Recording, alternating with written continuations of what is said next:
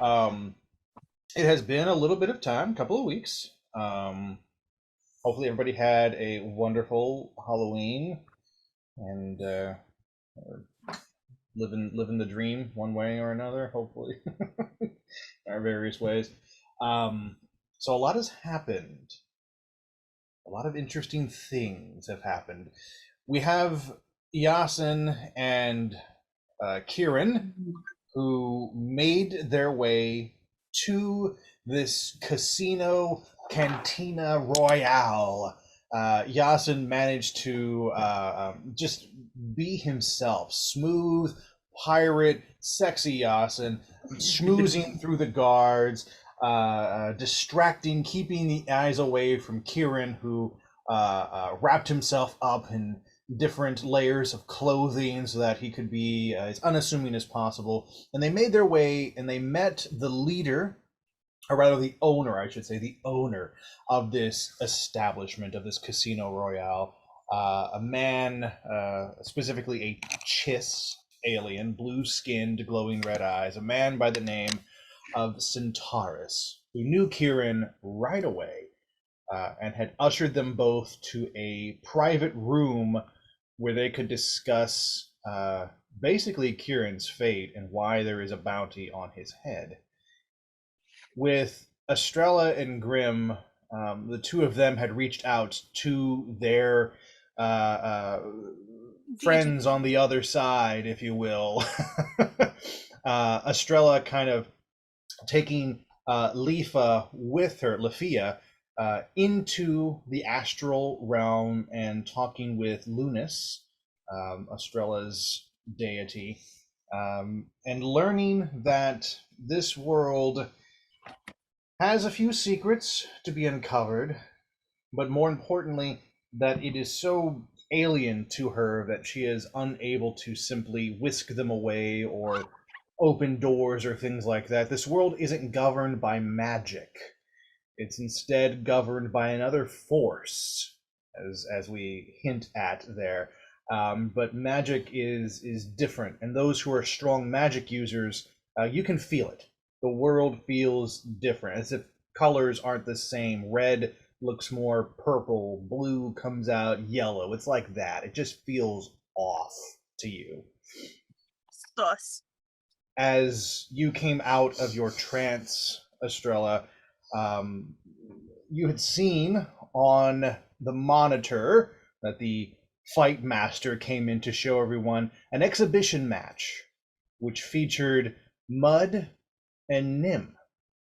And we would all learn that 10 years had passed, meaning that Nim has existed in this world, probably fighting in this arena for 10 years of her life.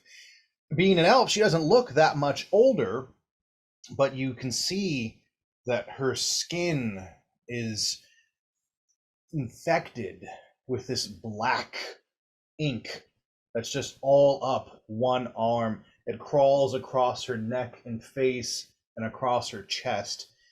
To the average person, it looks like a really badass tattoo, but you've seen this grow on her before and know that it's the curse. She is stronger, leaner, and darker than you've ever seen her before. And her and Mud kill this gargantuan um, rancor, this sort of mutated rancor. And they do so to show off the two strongest champions. Roka the Hutt is wanting to impress a new patron that has come to his establishment. And that's what this fight is all about. And you watch the two of them be bloodthirsty creatures destroying this titan of a creature, and then saluting Roka as if he was their general and they his loyal captains. And then we have Grimm, who had ventured into the astral plane in search of Alexander and his help, and her scythe, her weapon, her pact weapon. and discovering that it was being wielded by a future version of herself, one who had never fully left the arena, who had killed her friends, who had become a champion, and who had taken the mantle of death, of the Grim Reaper. And in an amazing display of character, a younger Grim turns her back on her older self and basically just tells her, screw you. I'm not going to turn into this. And in that moment, changes time and history. That older Grim never existed, and so the scythe reverts back to its original owner. And in that moment, Grim is brought back, reconnected to her packed weapon, and having a stronger connection to Alexander. Because it was in that moment where the other version of her had killed Alexander to attain more power. And that is where we will start tonight's adventure. Also, happy N7 Day for anybody who plays Mass Effect. It is November 7th, so N7 Day. Woo! It's a cool video game, Alyssa. You won't play it. We don't judge you for that. So much judging. But I don't have any kind of console. It's okay. We'll get you one. We're gonna get you something. You can play these games. Yeah. You just need to come down for like a month and we can play. We'll play them A all. month. It's about what's gonna take to get you through all the good ones. It's going to take. Gosh. So let's start with Kieran and Yasin.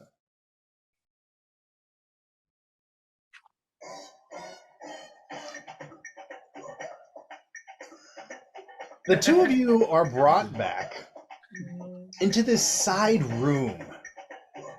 As you are moving throughout these other areas of the cantina, you are noticing all the various patrons drinking and enjoying themselves, playing these various games of chance. You can see cheers. You can nice. You can hear tears of people crying as they lose all of their wealth. But all in all, you get a sense of this is a really popular establishment. And the people who come here are high rollers. They've got money to lose, and they're doing so in abundance. You were brought back to a small antechamber off of the main bar, and a door opens and closes again. And as such, the music sort of lowers into the background, and you can just hear this kind of thumping of the bass and a little bit of coins chinkling. Shut up, Melissa. But in this room, there is a small bar in the back, probably Centaurus's private reserve. Different colored liquids all across these shelves that are all lit from underneath. There's a table with a few chairs around it. Very ornately decorated space. There's a rug on the floor made of various bright colors and weaves. If you look on the walls, you can see different paintings. You don't recognize any of it, but you see that there's landscapes, portraits of people, various aliens and stuff like that. It feels like this is, a stately place, that Centaurus has collected the finer things in life. What you do notice, Kieran, is that in the center of the table is the sword displayed in a nice holder that Centaurus had used to bet with during your Sabak game, and that you gave back to him before disappearing as the clue horn, which is this world's piece of Faunus, had touched your arm. And so you see the sword there being proudly displayed in its holder. Centaurus goes to the back bar and looks through the different liquids. He's kind of like, and he grabs one that is this kind of a glowing red color. And as he pulls it away from the lights, you can see that the liquid itself is luminous. It glows on its own. And he sort of swirls it up a bit. And as he does, it actually gets like a purple ribbon hue that goes through it, as if something had settled down. Gets a few glasses and starts to pour the liquid into 3 glasses there, one for him and one for each of you. And Centaurus looks at the two of you and goes, well, I wasn't expecting to see you again, Kieran. Certainly not with another friend. What brings you to my establishment? Well, I wasn't anticipating being back here either, if that makes it any better. Oh, yes, so much better. Thank you, Kieran, for clearing that up. I kind of look at the sword and just make it notably that I'm like eyeing it. We have a history, we have a past, and I have a lot of lapses of memory in between then. But I'm sure that you have lived out the time between now and then.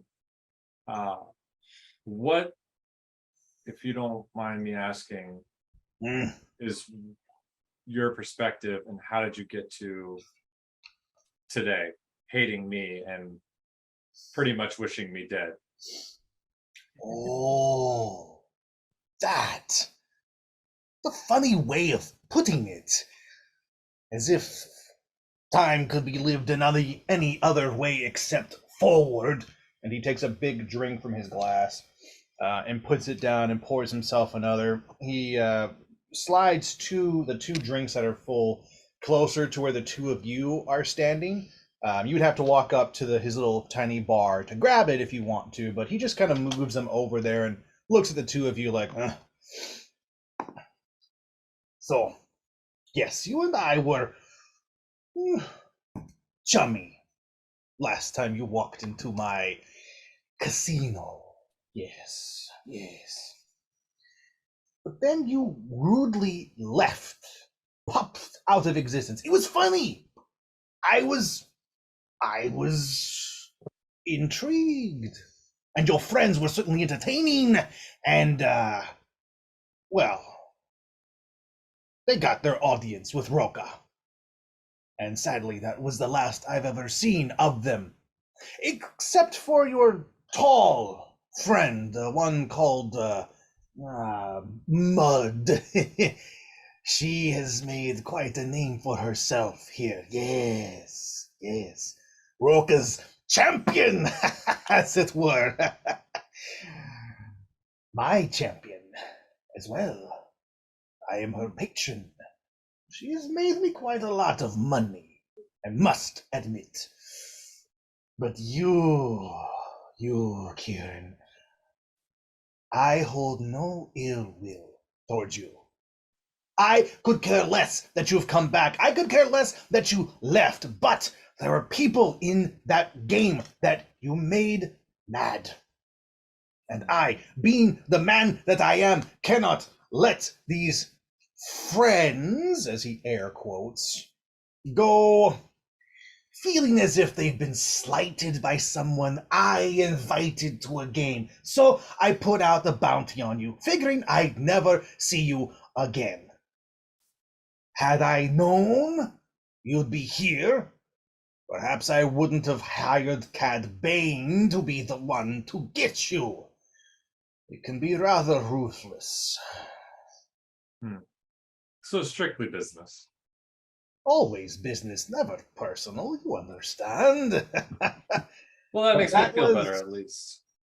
That was almost 15 years ago. Cad Bane is not one to let some shit go, I can tell you. And I've been paying him well enough, and he has brought in different gladiators who have pleased Roka.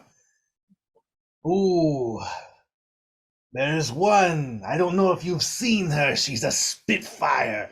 She is known as the Cursed Monk. What was her name? Nimriani Sakova. Yeah.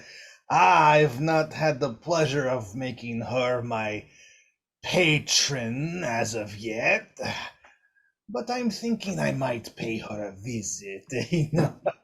If you pay enough money in the arena, you get to have private time with these champions. I could arrange something for you, Kieran. If, for old time's sake, maybe your friend would like to spend some time with Mud. Are you into big girls?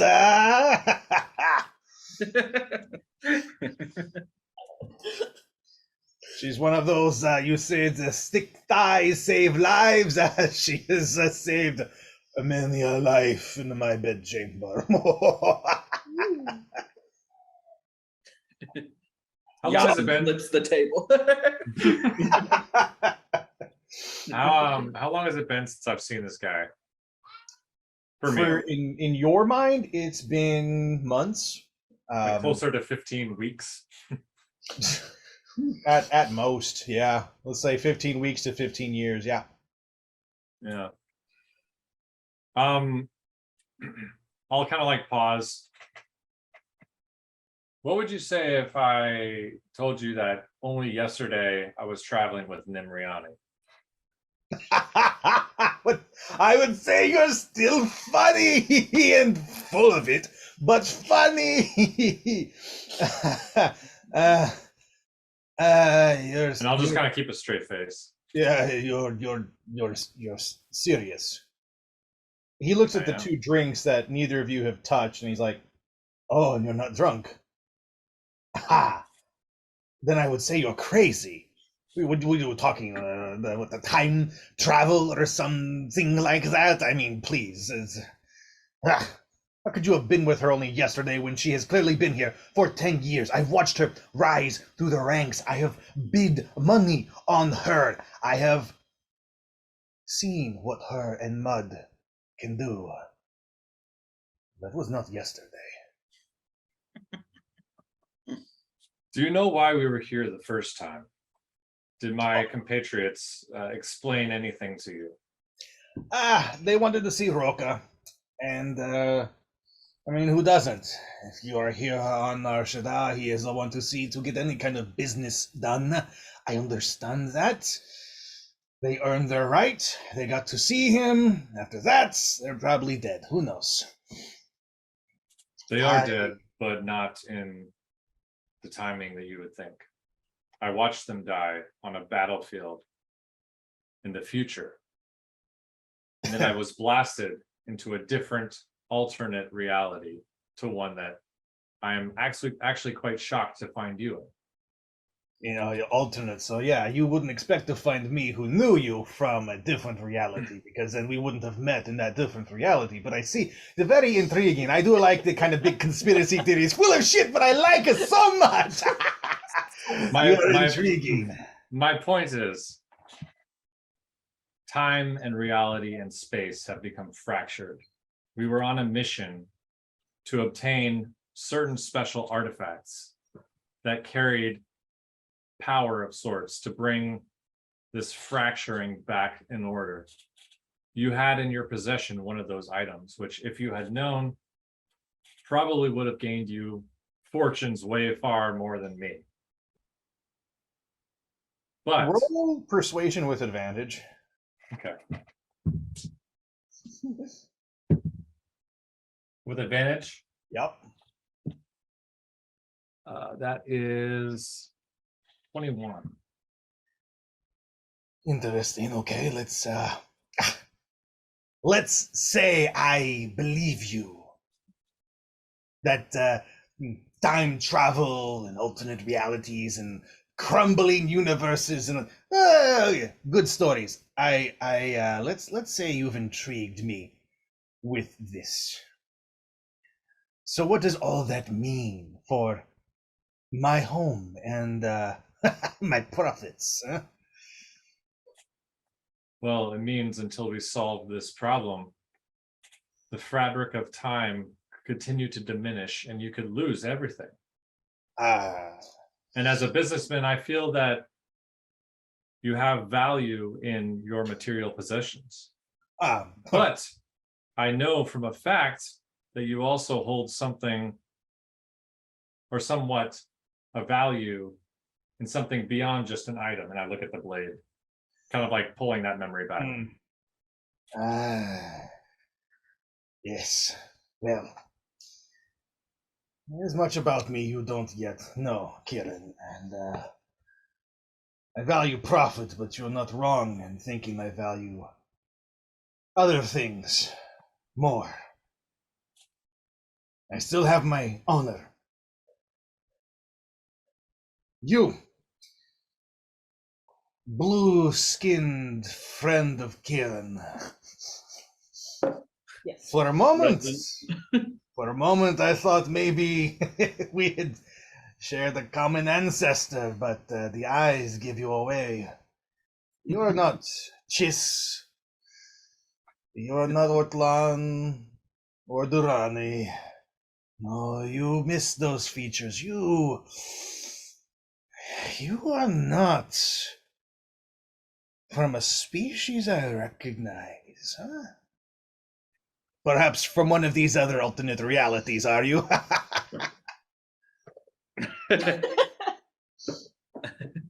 You got it.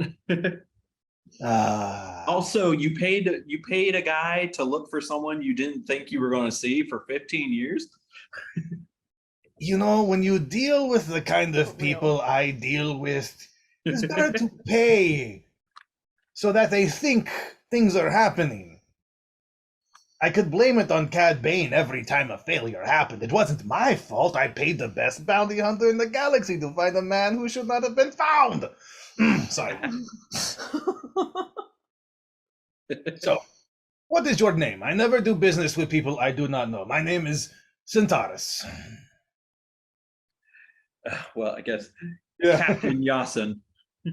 Captain Yasin. You fly. You own a ship, yes? What's it? Cargo? Military? Yeah. Pirate. And I'm between ships right now. Pirates? I thought so. You have a certain swagger about you. It makes sense. Piracy. Je ne sais quoi. You've done things. I can tell that that sword you carry is not for show, though it is quite beautiful. May I? And he holds out his hand to see your sword.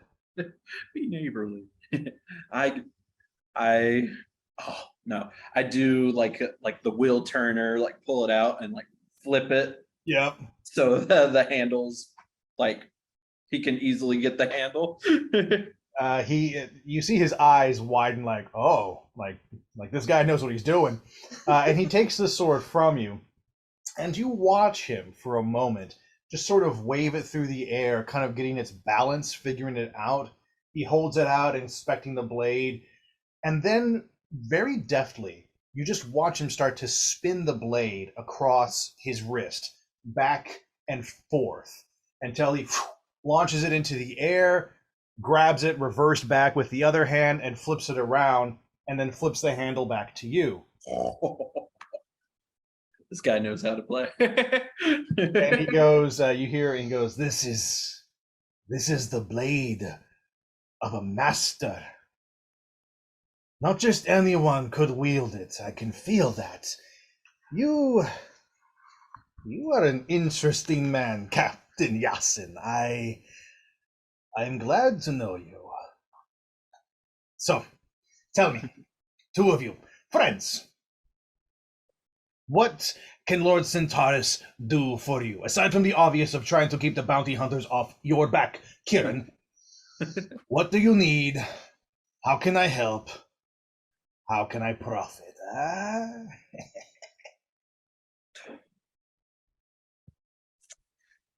can. Well, whichever one of you wants to go first, please. Somebody talk. Go ahead, Yasin. You're still in the conversation mode. Well, given how much I've just learned about Nim, I'm going to ask, is there a way for us to get behind the scenes at this Lord Roca, his Colosseum situation? More of the same with your friends Kieran. It's like a broken tape. But I understand. The way you talk about her. And Kieran, you said you traveled with her yesterday, as it were. I take it, Yasin, you know her well. Yes? Very well. Indeed.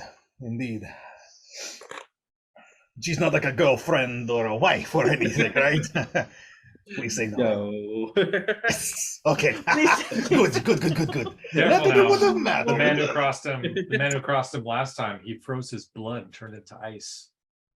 Just put a little spine tingle down his back. Yeah, that did happen. You strike me as a man who could easily kill, yes, and I don't doubt that. Okay.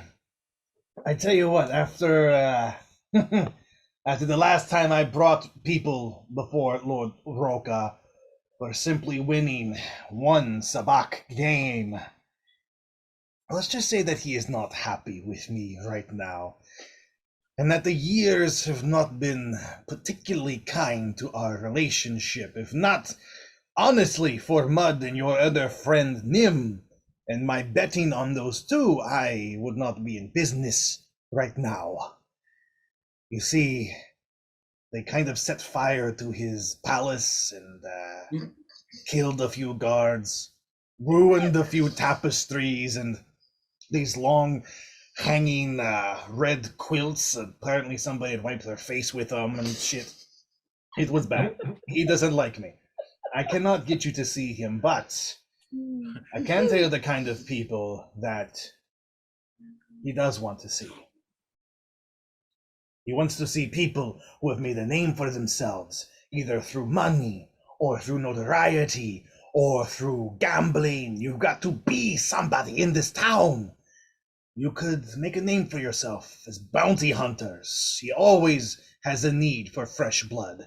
You could be big game trophy hunters and bring him a new creature for the Colosseum. You could be high rollers in the casino. That would gain his attention. Hell, you could do all three. I will help as much as I can, but the work is up to you two. You have to make a name, and the invitation will come. I guarantee it will come. I have a proposition for you. I'm always listening. Please. You're a man interested in making a profit. Oh, yes, I think we've established that. Yes. And you have spent 15 years spreading my name as a vigilante fugitive. Probably a hefty price on my head. It keeps going up every time Cad Bane fails. It's hilarious. It's pretty damn high. If you were to have, say, myself, the legendary disappearing man in your possession, I imagine Roca would be interested in a trade, and it could be probably lucrative for you. Maybe we could get in that way. I could get you in that way. Your friend here, nobody has heard of, nobody knows. Nobody will give him the time of day at the palace. I trust you. They will kill him on sight if he tries to push past the guards. And if I get you in that way, I cannot guarantee where you will go after you leave my sight. You are a wanted man, Kirin. That does not mean you get to go before Roca and plead your case. This is Nar Shaddaa. This isn't a core world like Coruscant. Hell, it's not even Tatooine. There is no law here. The law is the Hutts. They want you dead. You will get in, and you might die. But you're not wrong. It is an option. It's a spicy option. 5 minutes in your establishment here, and my friend will make a name for himself, I'm sure. So sure are you? Fine. The place is yours. Kieran. You see Centaurus goes back to his liquor cabinet area, and he goes down below where you see some sliding doors that he kind of moves over this under cabinet, and he kind of scrummages around.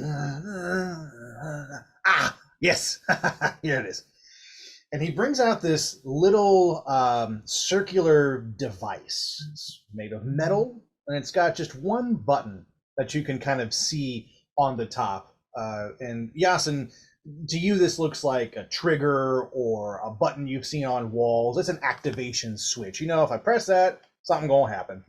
But Centaurus puts it up to his chest, and he goes, I've had to use this from time to time as a couple mistresses who are married to wealthy men.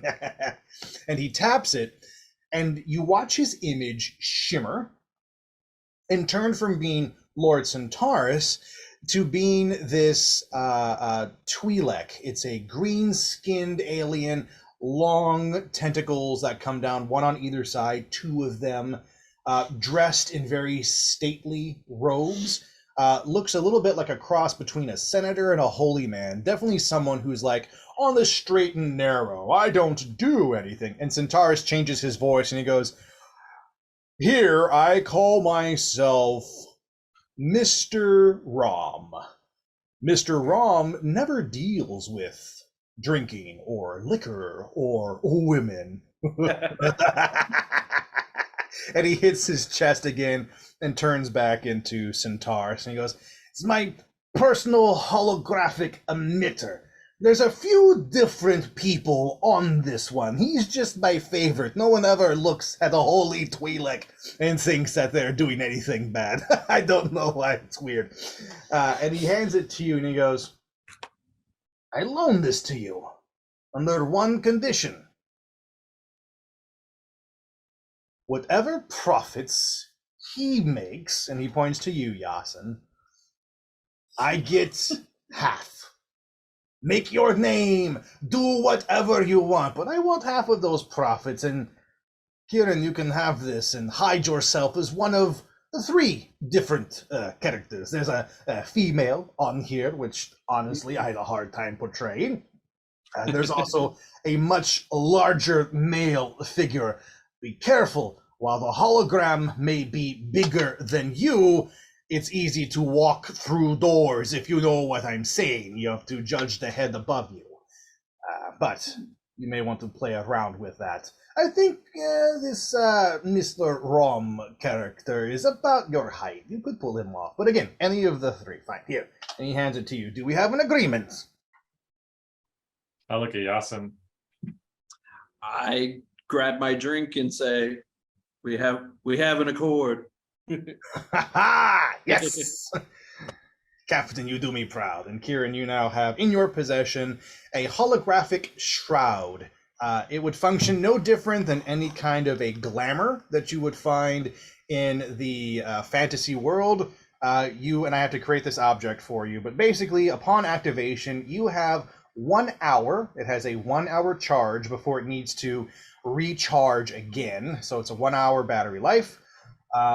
And you can turn to one of three characters: a male Twi'lek who is known around the city as Mr. Rom, a female, and a large Togruta male. Togruta is the one like Ahsoka Tano or Shakti, the big montrails that go up and the Leku that come down. Those two, according to Lord Centaurus, have not been established. There's no names, no personalities for them. But Mr. Ram is known as a holy man, kind of a thing. That's his personality. So you now have that in your possession. Reboot. No, just kidding. Reboot. Oh man, I missed that show. Whatever you decide to do, feel free to come and talk to me at any time. I will provide guidance at the very least. Again, you're looking to make a name for yourself, either as bounty hunters, big game hunters, or big Casino Royale winners. But remember, the house is rigged and I cannot help you get past some of the cheating that happens in the establishment, so good luck. Also means you could probably cheat your way too, but again, good luck.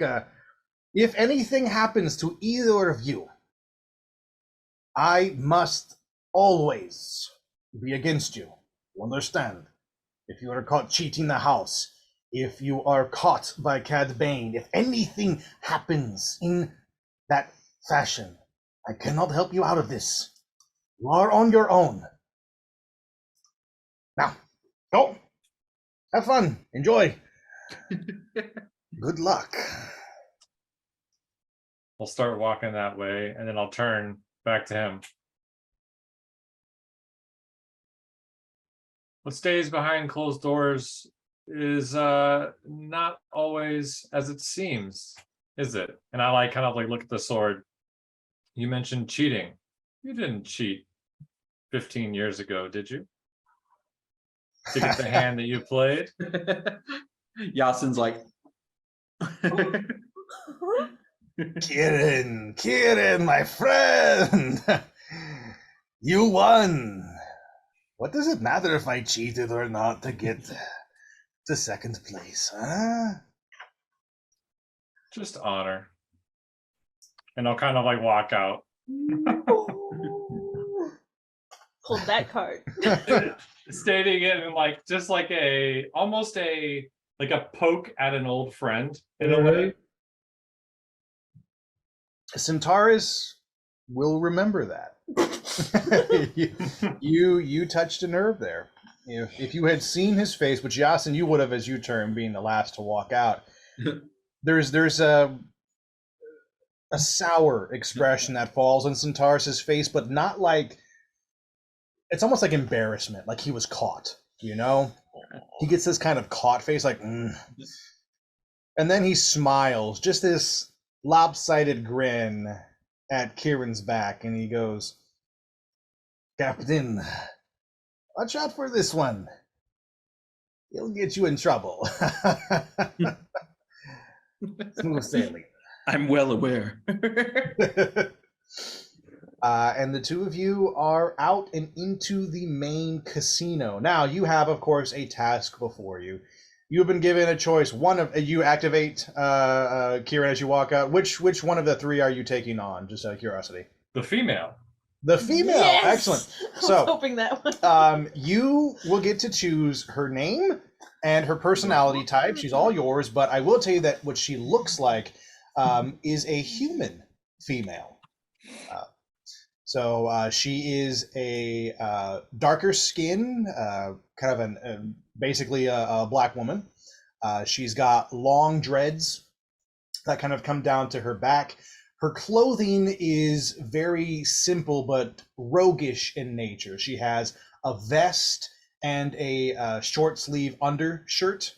She's got leather pants that have this cording that ties from her ankles all the way up to her waist, So underneath that, you can see her skin in the crosshatch pattern there. If you could see your back, you would notice that there is a big tattoo. Yasin will notice that there is this big tattoo that hides underneath her vest and kind of comes back out across the back of her arms. You wouldn't know what it is fully until you take it off, but it looks like flames. There's a hint of flame pattern to it. And then on your face, you have one very deep scar that's very irregular. It comes from the eye, kind of shoots out around the cheekbone and ends at your chin, almost making these like a lightning bolt, jaggedy kind of a look to it. It is deep in there, probably has been there since this person was very young, or the idea behind that anyway. And then that's it. Anything else is what you decide to add to her, including her name. So have fun with her. So the two of you, this female and Yasin, walk out of the casino antechamber, and you have three choices to make yourselves a name bounty hunting, catching big game, or winning at the tables. And you have to win big to go for Roka. This will not be a one-night adventure. I can assure you of that. Whichever you decide to do, and you can decide to do more than one thing. At the end of this, the idea is that you have made a name for yourself, either your real name or a made-up character, and you will go before Roka the Hutt in that fashion. This is in the vein of Leia when she was the Bosch character and came before Jabba the Hutt. You know, you are making a name in order to appear before a hut. So have fun deciding. You can converse amongst the two of you on chat to decide how you want to proceed with it. But as you step out of the casino antechamber, we move over to Grim and Estrella. For the two of you, a full night has passed. You were allowed to sleep, to rest, to regain anything that you needed to regain in that time. And you are as rested as you can be, considering the circumstances. There's a level of stress. There's a level of just, you can't quite shake the anxiety of being in a room full of people who think that at any moment they're going to get called to die or to kill each other. I'll give the two of you a moment to talk to each other or to talk to anybody else before the Fight Master walks in to officially kick off your day as arena noobs.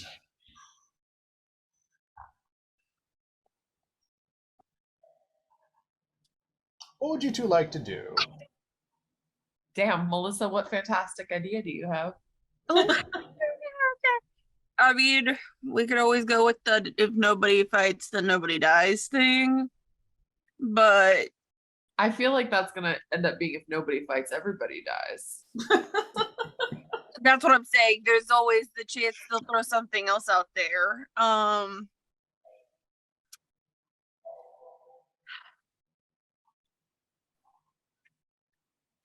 As the two of you are talking and thinking, this could be in or out of character how you guys are talking, it's fine. But this little lizard that you have intimidated, Grim, kind of comes up to you and goes, Grim, I was wondering, would you like a breakfast? I would be happy to get that for you immediately. That'd be lovely. And your friend here, and he looks at you, Estrella, breakfast as well?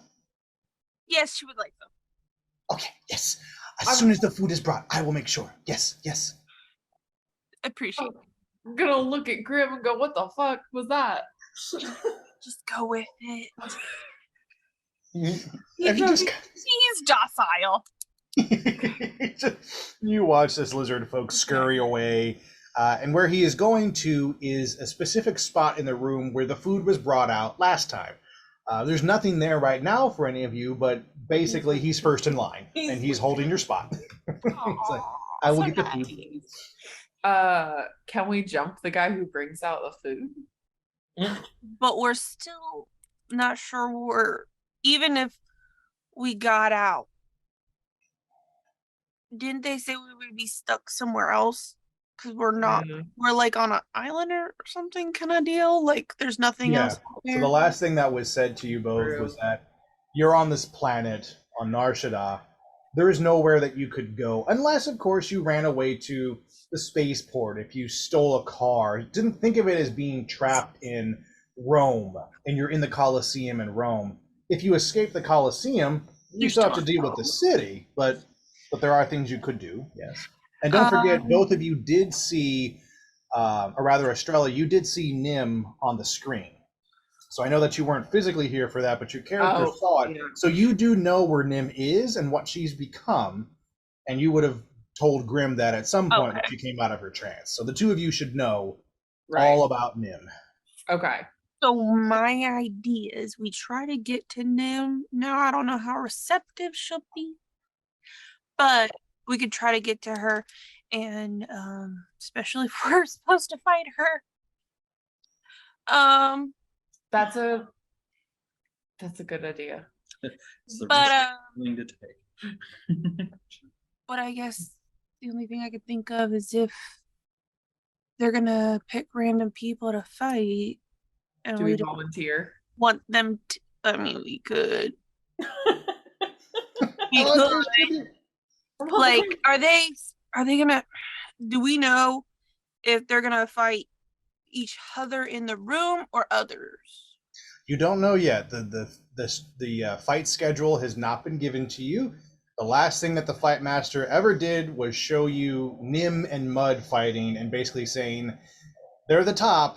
If you want your freedom, you have to kill them at the end of the day. And then he left laughing because he thought that was hilarious. Because we just killed a Rancor. But, you know, it's fine. It's fine. So at this moment, the lights change from being very dim and like nighttime-ish to being much brighter. And you kind of hear the electricity hum through the walls as these lights get a little bit brighter. And as your eyes adjust, you see the one door in the room open up. And in walks first a armed guard. You are not familiar with what he's carrying per se. It's a rifle, it's a weapon, but it's not something that you immediately recognize. It's not a sword, it's not an axe, but you get the sense that he's carrying a weapon. And Estrella, you kind of look at it and go, it's almost like a bigger version of what Cad Bane had. That's the feeling that you all are getting from this. One armed guard walks in. Behind them is this kind of small buffet of food on a hover platform. You watch it just being kind of lifted across the ground. There's no wheels below it. Neither of you can sense magic coming from it. What you do feel is almost electricity in the air. The same that you would feel before a storm, where you kind of sense the lightning before it strikes. The two of you could feel that. You feel electricity coming from this platform. It's kind of tingly. And then another armed guard behind that, followed lastly by the fight master, this big red Quarren. Again, just to remind you, he is a very muscular, tall guy, Grim. He's just a little bit taller than you. You're probably the tallest person in the room next to him. But in his face, he's Davy Jones. He's got these tentacles that hang down, very squid-like look to him. And he motions for the guards to put the food on the table, and already you see the lizard guy there, and he's just kind of like bouncing in place, so excited that he's first in line. And you see others kind of appearing behind him now, lining up to get their food. And he's like, and as soon as the food is put down, he goes, grabs thing, puts together a plate, and rushes over to the two of you and just kind of bows and goes, breakfast. Is there And food left on the table? oh, there's plenty of food left Okay. on the table. I was gonna be like, bro. He grabs some bread, some cheese. There are some fruits this time, which is nice. There's some things that look like grapes and kind of pears. They have the shape of them, but the color's different. And then also he brought over something that kind of looks and smells like sausage. So there's some meats there. And as the two of you start to dig in and others start grabbing what they can, everyone's very polite because everyone's new, everyone's fresh, no one knows what to do. But you hear the fight master.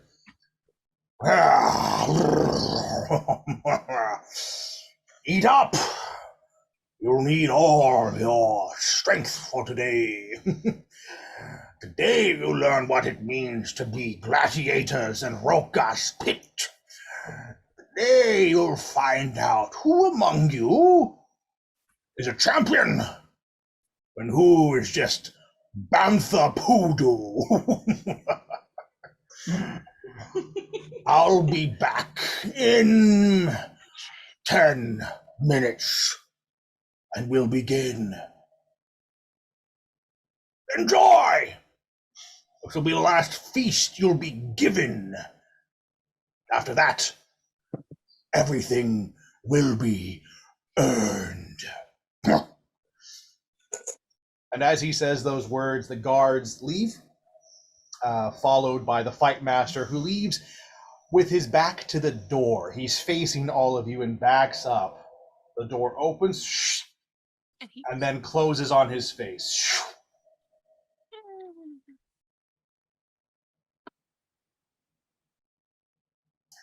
Lafia comes up to you, Estrella and Grim, Oh, since the two of you God. together. Why don't you like this child? I love this child. That's the problem. I feel like Chris is gonna use that against me. Shush. She comes up to the two of you. And she's got her own kind of very simple fare. You know, she's avoided the meat, being one of the more pure elf type. Oh, she's not elf. She's human. Never mind. She's just a vegetarian. But she looks at the two of you and she's like, "Well, I suppose today is where we find out what this is all going to be." Huh. Oh, why am I nervous? I shouldn't be nervous. I'm with the two of you. I mean, you've been in worse situations, right? I mean, Yes. Perfect. Okay. I Go mean, ahead. yeah, that is the only thing I can think of. But I mean, this ain't grand. Right. Well, that's okay. I'm sure we can figure something out together. We have what, 10 minutes, 9 minutes now, and then Okay. you hear Thok kind of shimmy up. This little old goblin guy. Hey, there's a whole lot of meat over there. It's great. And you notice that his plate is only filled with meat. He avoided anything that was a vegetable or a fruit, and he's just munching on the sausage. Yeah, it tastes like a cross between a rat, like a I was like a goblin. It's weird, but anyway. Oh yeah, no, we've eaten goblins, not the same clan. Well, mind you, we eat warring clans. That's that'd be cannibal otherwise. That's crazy. Don't eat your own clan. Anyway, what are you two talking about? What's going on? Estrella's gonna put her plate down. Oh yeah, I guess. Oh, Are you gonna eat that meat? I'm gonna. You're gonna. He doesn't even wait for you to answer. He just like grabs it and like just slowly pulls it back. You gonna eat this? You gonna? No. Okay, I gotta.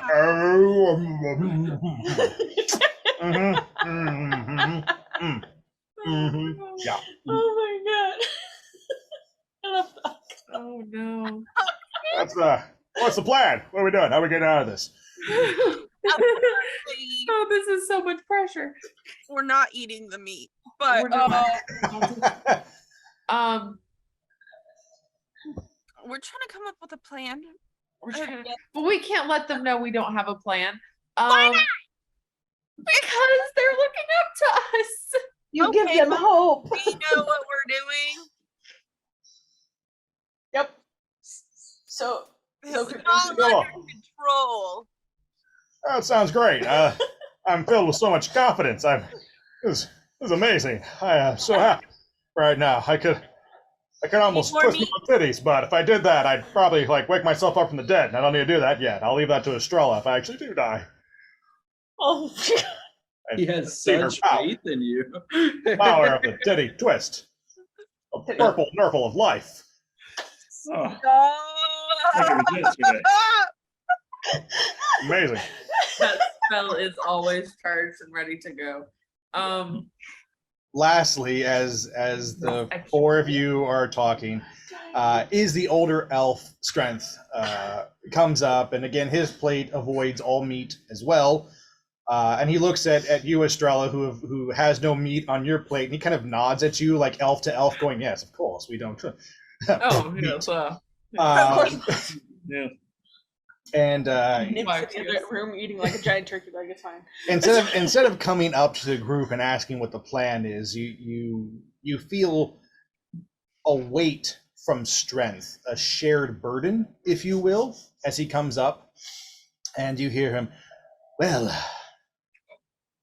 this reminds me of the time I was held captive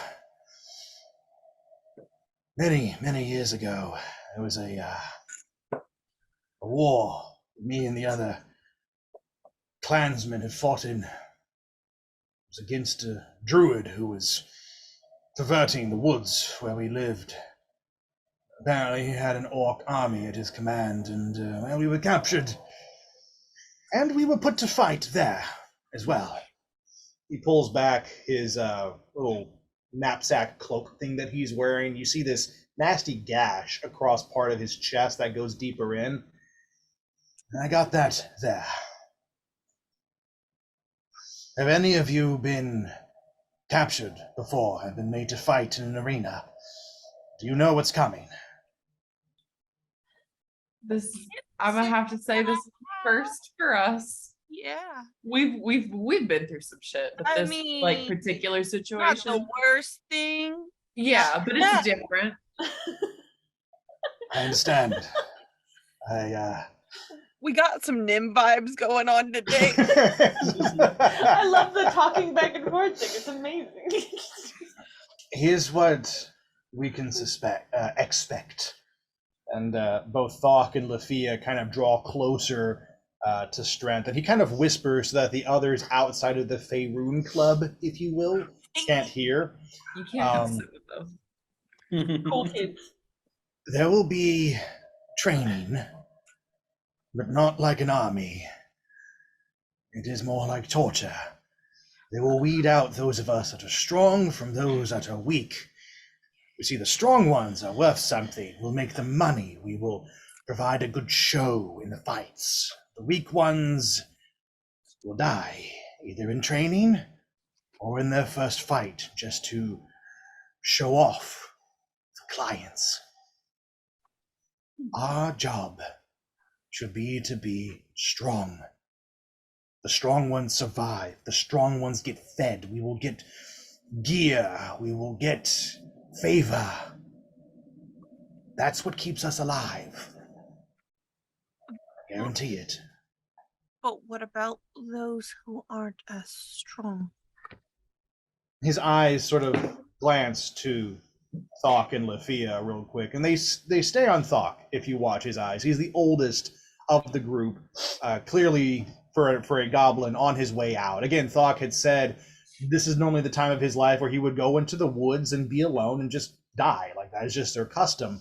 But he was captured before that could happen, so he's really old for a goblin, but still unusually strong. He's That got doesn't matter. We love him. he goes, Damn straight. we have to be careful how we protect others. If we show too much favor, that could earn us punishment. But it's possible we could save them. But not for long. How? Two ways. One of the strongest must sacrifice themselves for the weaker. It may not be death, but it may be to take a punishment. The second way is to pray to the gods that they never get chosen.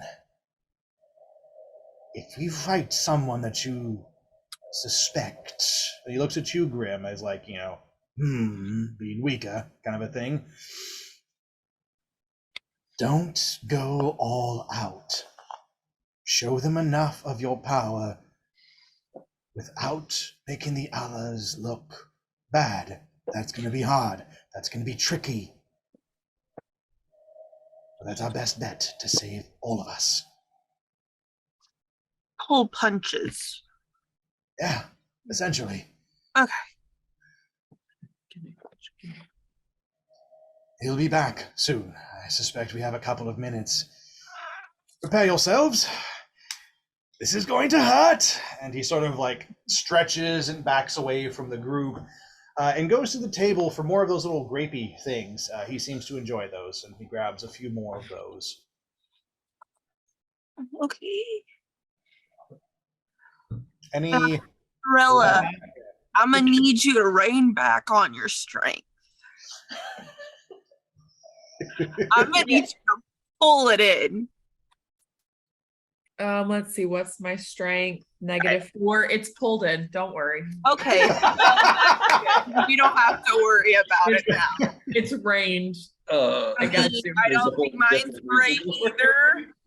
I'm just crazy. Just don't provoke anyone.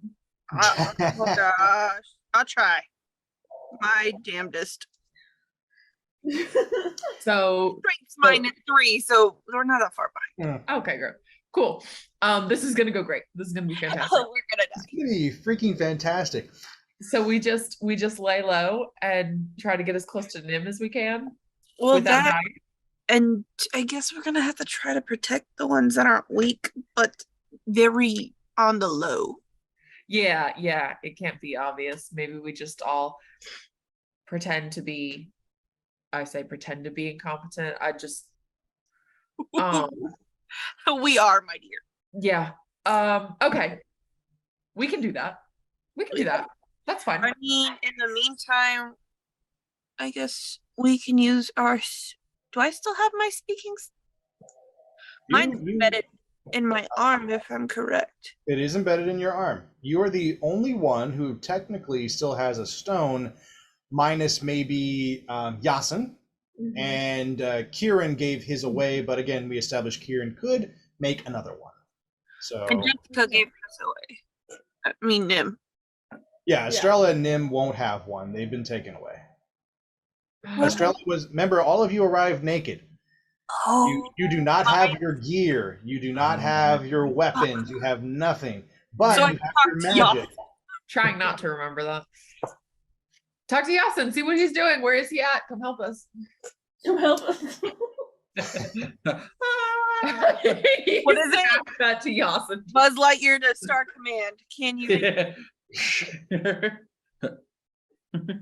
Yasin, you on your side, you hear this. Yeah. Oh. I almost forgot what it was. I was like, Buzz says something into his arm. Let's let you to Star Command. Come in, Star Command. That's what Yasin, you hear that on your side, or rather, you hear Grim calling out to you, and it almost comes in as a little static, and you hear it coming from your necklace, from this stone that you've been wearing around your neck, and you can hear Grim talk to you. Are you on the same planet as us still? I'm going to say no. What? I'm going to say that Yasin, because Yasin's in the casino and it's very loud, he's just going to yell into it like, "Grim!" Yes. Grim, is that you? Yes. I believe we're the only ones left with rocks. Why are you yelling? And Grim, you can hear this like music coming through when he talks because he's in the midst of the arena. So it's a little loud for you and is starting to attract the attention of some of the others in the room. Never mind. I'll talk to you later. Okay, bye. Okay. And the feed cuts off. I love you, bye. So It's amazing. And the feed cuts off. Right as the feed cuts off, you hear the of the opening doors as they close again. And in walks in the fight master. Literally seconds after you close the feed, the fight master walks in and has no idea what was going on. Couldn't hear a thing. But he looks at all of you and goes, all right. Let's begin, shall we? Come on. Gather around. Bring your sorry sword asses up here. campfire? And see what I'm dealing with. Do you two decide to walk up? Yep. Yeah. Everything is normal. We will walk up. Everything is awesome. As you two walk up, of course, the rest of the Faerun 5, I'm going to call you because there are 5 of you. Nice. The Faerun 5 all follow and move together as one, which the Fight Master takes note of. He sees that the 5 of you walk and move as if you know each other. He just kind of takes note of that. The others come up as well. Oh, interesting. Yes. Some of you look strong, better after a night's sleep and some food. Time to recover, I see. A long rest. Excellent, excellent. Some of you may die, But that is a sacrifice I'm willing to make. So, let's get on with this now, shall we? Perfect. Let's move into training. We're going to move to the next chamber. In there, you will find many different obstacles to deal with. You will be tested on your strength, your endurance, your dexterity. Show me what you can do. Separate yourselves from the others. Rank up if you will. I want to see who the best of you are, and I want to see the ones that I shouldn't give a shit about. Prove yourself. If you fail an event, He reaches behind his back and pulls out what looks like a whip. Looks like a very normal whip. But the handle is not made of leather. It's a metallic cylinder with this metal coil that comes off of it. And he ignites it. And you watch as this beam of light passes through the coil and starts to crackle with energy. And he just slowly walks closer to the table where there's food and just flicks his wrist. As he does this, you watch the whip burn a gouge into the table. It smokes and sizzles where the light has touched it. He presses the button again, and the light coils in on itself. And very deftly, you watch him just wrap the whip around his forearm and hold it in his hand. That was on its lowest setting. Higher. And I could cleave through flesh and bone without effort. Do I make myself clear? Crystal? Do I make myself clear? Sir, yes, sir. Whatever you tell me to do, drill sergeant. And so as Eli provides background character voices for us, so you just watch the fight master nod, like that's what he was expecting. That's what he wants to hear. This sort of drill sergeant mentality. Good. Follow me. And he leaves the room, and as he does, the door stays open, and you watch as he moves to the right and What's on the disappears behind the wall. Mm-hmm. What's on the left? What is on the left? You have to step outside the door to find out. I step outside the door. Who's on first? What's on the left? As you look, as you look left, you can see that it's another hallway carved out of the stone, and there are various other doors that are in either the left or the right-hand side, very similar to the door that you walked out of. Other chambers where perhaps other fighters are housed, perhaps an armory. You just recognize that there are multiple doors, but at the far end, and it's not super far down, it's maybe 30 feet or less, there is a big door from floor to ceiling, wall to wall. It is just pure metal, but you can see the outline where the crack in the door is that separates the two halves that you've gotten used to watching with all the doors here on Arshada. And that door feels important. It's big. It's got lights that kind of shine in different places. There's a keypad next to it with a bunch of symbols written in Arabesh, the language of the galaxy here. And you can almost see through these two little slits, and it's like a window into the other chamber. And through that, just for the briefest second, you can see other fighters, but these aren't slaves. They're wearing armor. They're dressed well. There's a big banquet table that you can kind of glimpse, and you are pretty sure that you can see Mud and Nim on the other side of that door talking to each other and enjoying a large like turkey leg, that they are each one has and is eating, and they're just drinking and enjoying themselves. But you are rudely turned as you feel the fight master grab your tunic, this burlap vest crapo thing that you're wearing, and he just pulls you into his face. And you can feel his tentacles kind of like hit your chin, and a little bit of spittle on you. And he's like, Follow closer, worm. and he lets you go. I'm gonna go that way. So everybody follows him into the chamber, and where he's leading you is a door opposite. So you see that this is like a T intersection. If you walk out the door in front of you, you would go straight down, and there's stuff down there that you can't see. It's much deeper, much further. But to the right, it's again doors to either side of the rock wall, and then a big open doorway that leads to the fight pit, the training chamber. And in there you can see dummies and different strength training things. There's obstacle courses and hanging objects and stuff like that. You have a question? Yes. Yeah.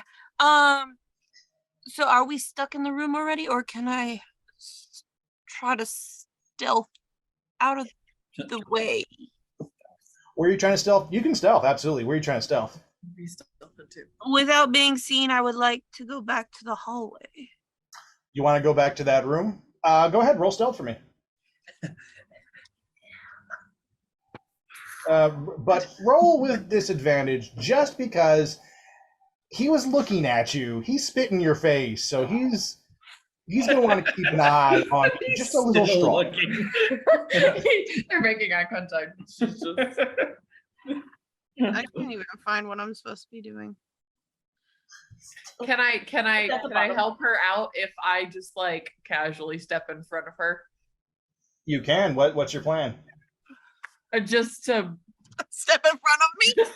That's it? That's all you're going to do? You're not gonna Grim is taller than you.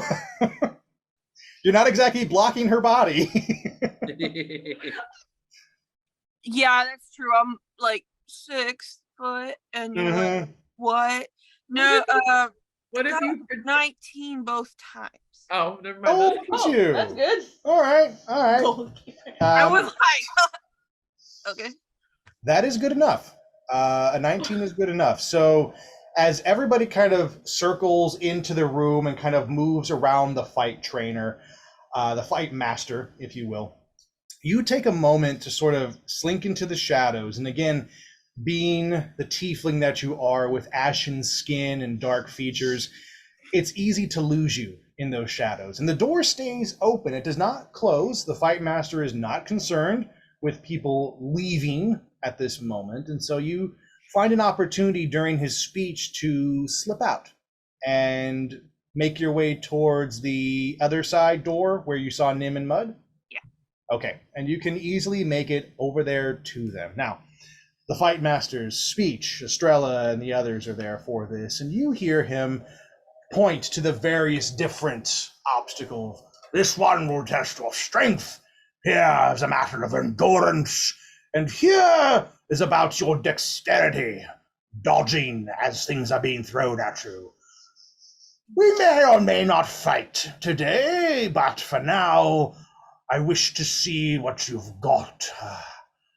You. And Estrella, he points directly at you. Of course he does. Of course he does. Okay. Okay. You're first. I think you're adorable. And you'll probably be meat. Let's see. Right. And he points to the strength obstacle. Start there. Oh.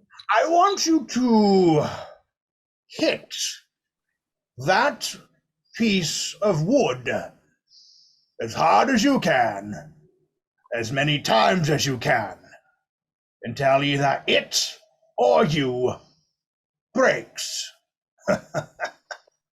Hmm? And you can see as you walk up to this strength obstacle, it is literally it's a thick piece of wood, just a pole that runs its way up to the ceiling, down to the floor.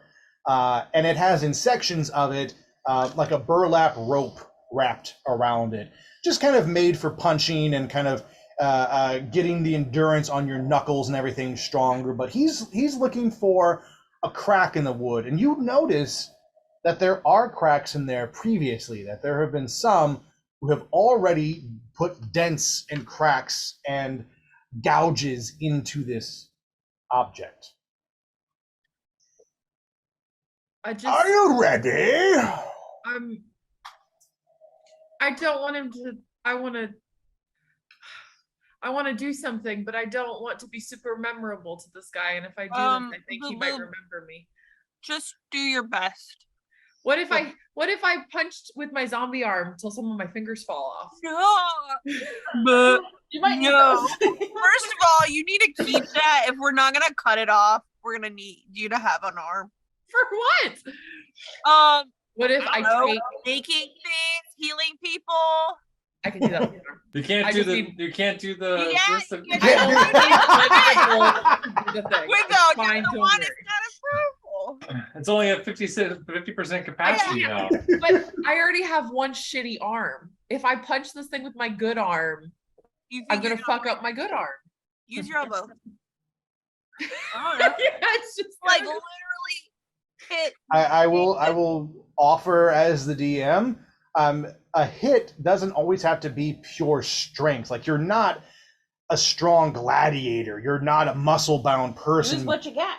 but you have magic. None of your magic is gone. None of your abilities that's a are good gone. point. If you The want to one-inch punch. augment that, there's things that you could do. Full power behind your hand. Mm-hmm. So think in those terms. So he will come back to you, figure out what it is that you want to do. We're going to move over to Grim. Grim, you successfully made it over to this door. You can look inside the windows. Nobody seems to notice you or be around. What would you like to do? I'm try to open the door How? and listen while I'm trying to get this lock open or whatever. Sure. How are you going to try and get the lock open? What's your plan there? What kind of lock is it? So from what you can tell, there is a code, like a security pad on there. You've seen it similar to the one at the nail and spa salon that you and Yas and Estrella had went to earlier as you were running from Cad Bane. There are codes and lock boxes there, so it reminds you of that. It feels the same, but you don't recognize the symbols.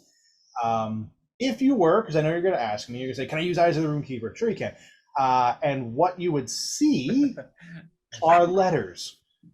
Each of these Arabesh symbols represent a letter in a Faerun alphabet that you would recognize. Basically, you're looking at A, B, C, D, E, F, G on this keypad.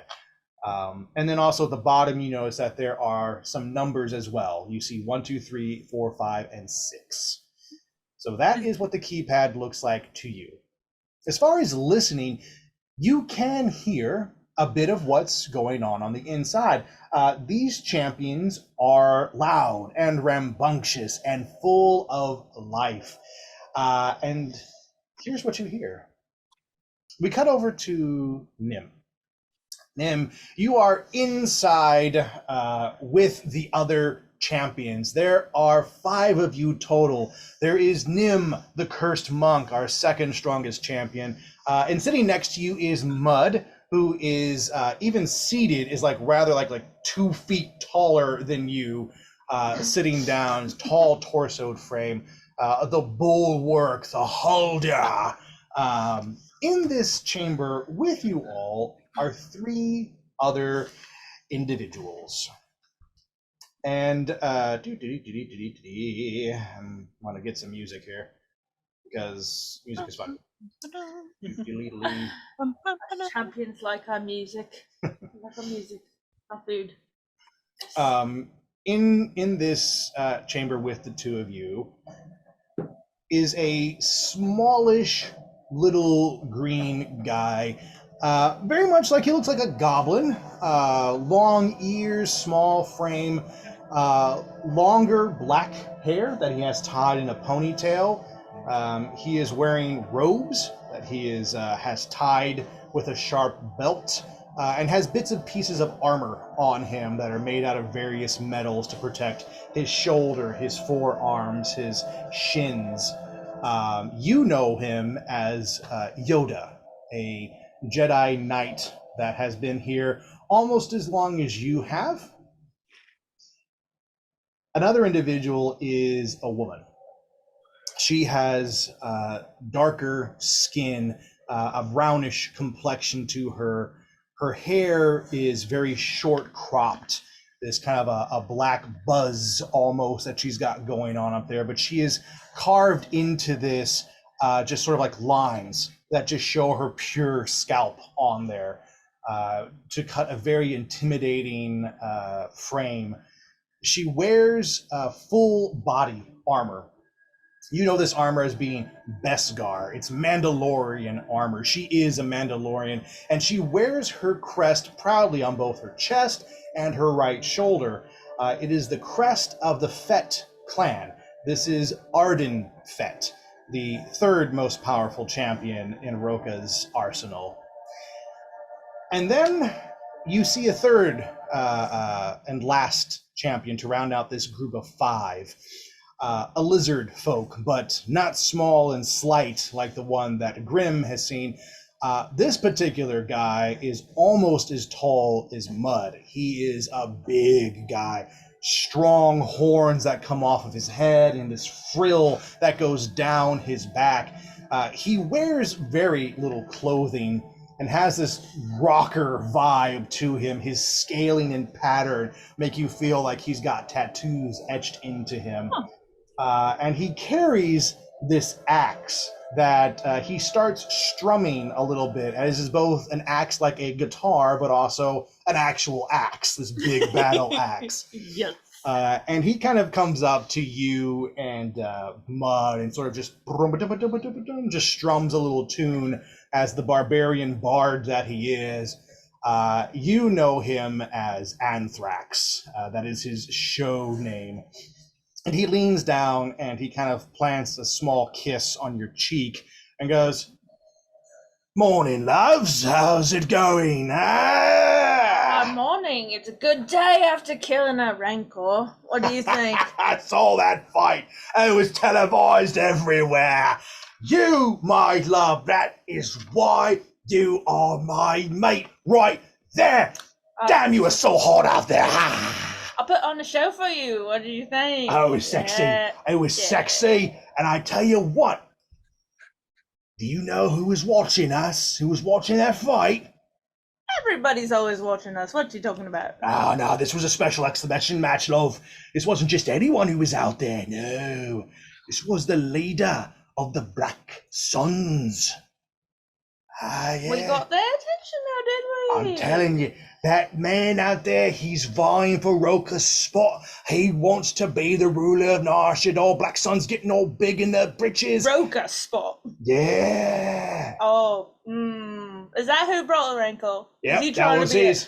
Oh, So, he needs a better pet. last night I was with this particular lady who's a part of the Black Suns under him. Yeah. Yeah, so I heard things. You know how I like to trade in secrets. I love it. I know you like secrets. So, she was saying that her leader is looking for his spot. Thought that this fight would have made Roka look bad with his people. Well, you and Mud here, yeah, big bitch, you two showed him up, and now he's pissed. Well, we made Roka happy. Oh, Roka's pleased as punch. He's as good as a hut suckling on his mother. I tell you what. That's gross, but yeah. Yeah, no. That's gross. I'm not until you try it. Hey, Hey, there was a time before you. I'm just saying. Yeah, all right. I'm just saying. All right. Gotta survive. Look, here it is. Here's the thing, though. Here's the juicy bit that she told me. Besides the, Besides, yeah. This guy brought champions of his own, not just that gargantuan creature. Apparently, he's got his own fighters. and he's going to be pitting them against us. And he thinks that after that, he's gonna get anywhere. Apparently, these are special people. Even Roka is interested in them.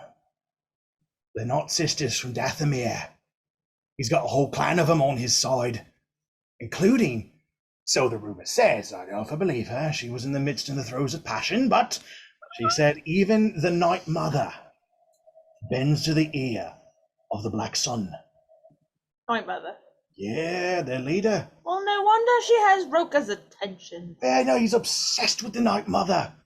He has a freaking statue of her out there usually. Yeah, no, it's disgusting. He's got one in his private chamber. He also has one in his collection hall too. I swear he's got that bitch everywhere. You've seen his private collection? I have seen his private collection. All right. I'm telling you. I don't know if I believe you, but yeah. Of course I have. You just got to deal with the right It's fine. people. Right secrets, love. I tell you, it's good. It's all I got to trade nowadays anyway. I need for money. Anyway, that's what I hear. And Mud is just listening to the two of you talking. She is silent as ever, stoic wall of a giant. It's all right. We do all the talking. It's fine. But she just sort of nods as she's listening to what's going on.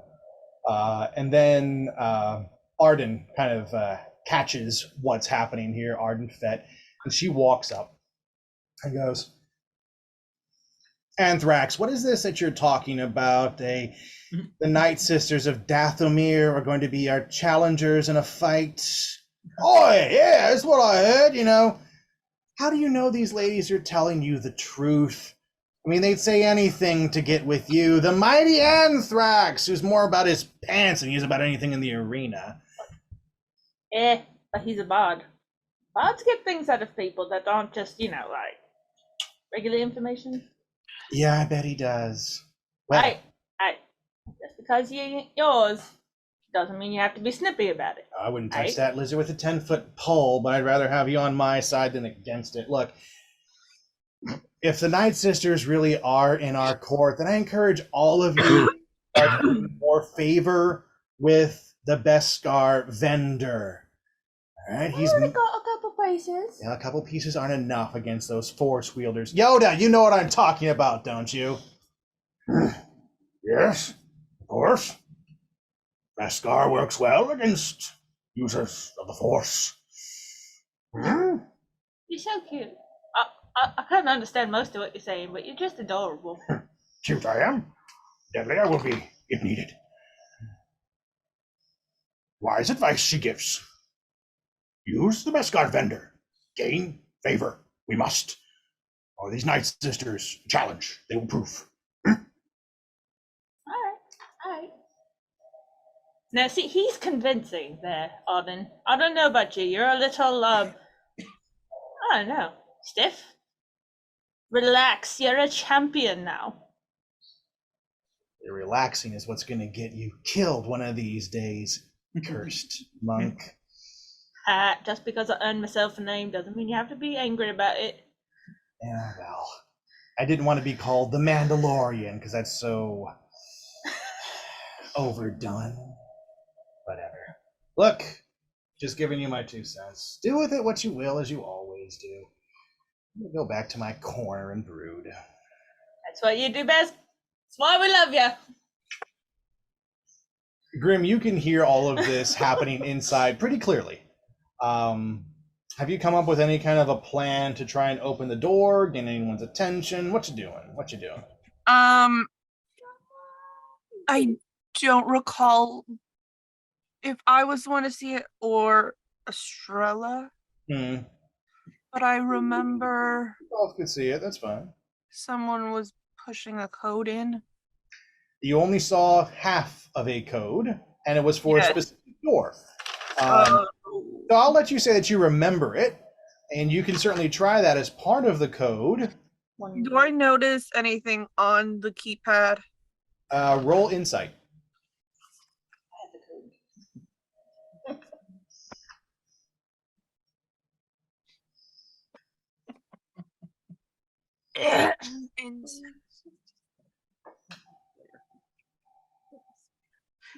Okay. 16. With a 16, you do notice that there are kind of like greasy smudges in 7 keys. Can you tell me which ones the things are? Sure. 3 that go down on the left side. So top, middle, and bottom on the left. Uh-huh. Second one on the top, so the middle top one. That'll be your 4th key. And then there are 2 on the bottom right. So think middle and bottom right. And Okay. then the middle of the bottom. So the entire bottom is lit up. The entire left side is lit up. And then the upper right. Little smudge there for you. And then there's an extra smudge right below it. It's kind of like a streak, if you will.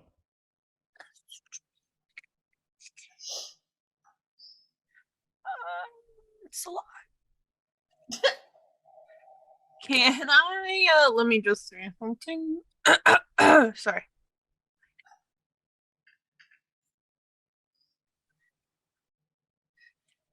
Can I zap it? You I don't- can. I mean, what's the door made out of? Steel? It's made out of metal. You don't know what kind. It's just metal. You've seen metal doors before. I guess I'll try to zap it. What you gonna zap it with? Lightning lure. Oh, okay. It's you create a lash of lightning energy and strike one. It says creature. Does that matter? No, you can strike a door with it. Yeah. Okay. Of your choice within 15 feet. The rest is for like an actual creature. Like Yeah, you pull it in towards you and all that. We just want to electrify it with this lightning lure. Yeah. Sure. I want you to roll sleight of hand since you're trying to open the door using the lightning lure. Let's see what happens here. Sleight of hand. Do I even have that? Yeah, sleight of hand is at the bottom, like where you find insight and all that. To the very bottom, alphabetical. 0. 17. 17, not a bad roll. What is your passive perception, Nim? Oh my. Aha. Oh, that's not my name. Oh, you're on the other side. You're on the other side of the door. My passive. Okay, passive perception 17. Okay. Nim, you definitely are going to be aware of this happening. Grim, as you kind of take a step back and just summon this lightning whip in your hand and just swing this energy at the door. As it makes contact, you watch the door just sort of light up, and the tendrils catch the electricity and all the components that make up the innards of this and just travel up and around it. And you see for a brief instant the panel kind of light up, green, red, green, red, green, red, green, red, green, red, green, red, green, red, and it just sort of short circuits, and the door goes and just a crack opens up. But it's loud. This electricity is loud. And Nim, you're the first to see it because of your vantage point. Mud can also catch it as well. Almost everybody else has their back to the door. But Nim, as you look towards the door, you can see Grim. Just you get a flash of her horns and everything, and she's over there. Don't mind me. I'm gonna be like, damn. What are you doing? I'm yell whispering your name through the door as I'm trying to open it. I'm gonna give you a look like, don't do that. Like, don't do that.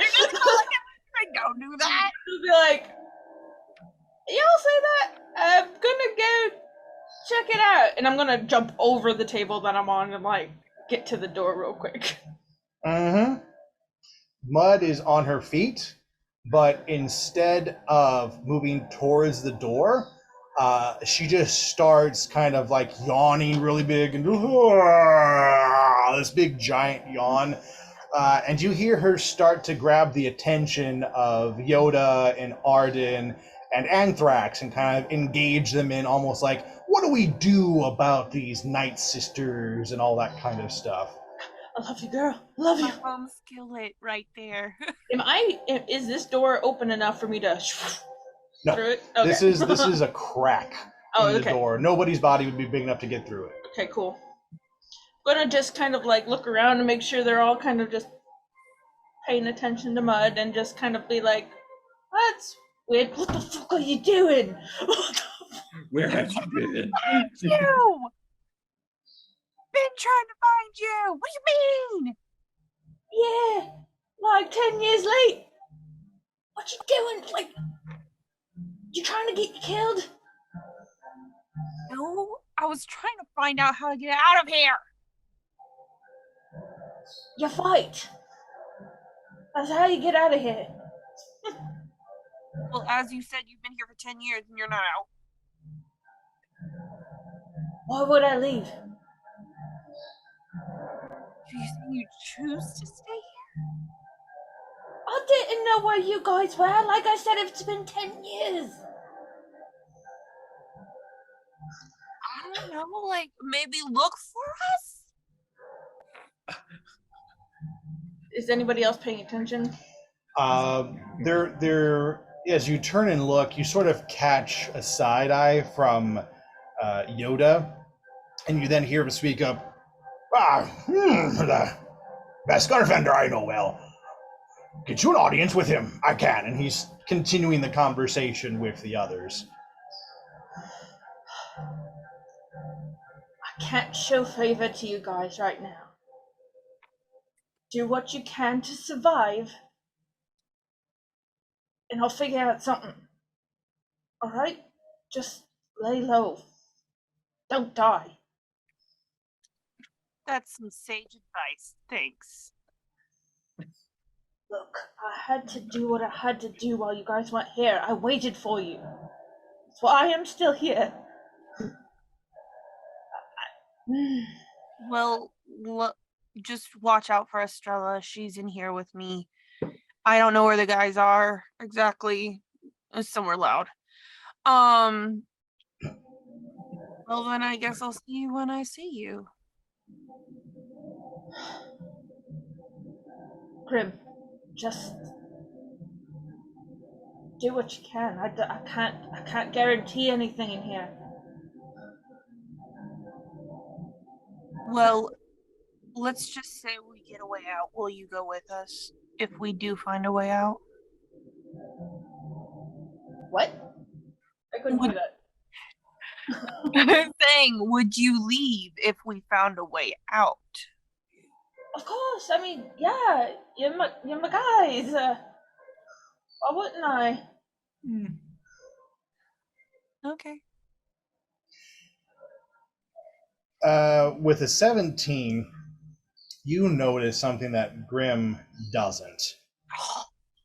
It's gonna hurt. You can see the fight master just through Grim's horns, and being shorter than Grim, you easily take this opportunity to slip out of the way and make your way into the conversation. Grim, as you watch Nim suddenly stop talking and just turn and move towards the others. I'm sorry, could I do something else? If you don't mind. Yeah. I'm going to try to hit the door to open it. All the way? Yes. Roll sleight of hand. Okay.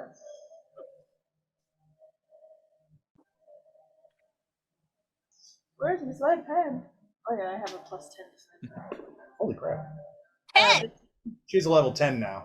She's 3 levels above. 10 years. Damn. What'd you get? 15. With a 15, so as you hit the door, you know where to hit it. This is technology that you understand now. It's been 10 years. You understand how Nar Shaddaa works, how technology is. And you hit it in just the right spot where you know one of the servo actuators are, and that hit kind of dislodges it and it pulls open a little bit more as you kind of move away as that happens. That I'm going to look at my friends, champions. Looks like one of the peons got lost. I'm gonna go take it back to whatever his name is. Tentatively. I'm gonna grab Grim by like the back of the collar. Yep. Just play along. I'm gonna drag her down to the fight pit. Yep. As you are doing that, you get about halfway down the hallway because you see the fight master coming up. Mm-hmm. And the fight master looks at you for a moment, and you watch Grim. You see him salute and bow, just like they did in the arena. The salute of Roka, hand to the chest, bowing the head, and then Heil Hitler on the way out. And you hear a different tone in the fight master.